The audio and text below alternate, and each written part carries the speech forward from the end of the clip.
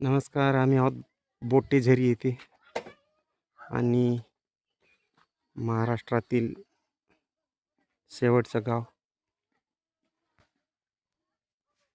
आणि या बोटेझरी येथील ही शाळा.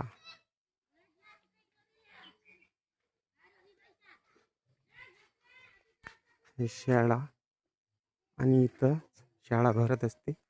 आता पेपर संपल्यामुळे मुलांना सुट्ट्या लागल्या इथं, म्हणजे सुट्ट्या नाही लागल्या पण येतच नाही. आणि अशा खुल्या झोपडीमध्ये इथली शाळा भरत असते.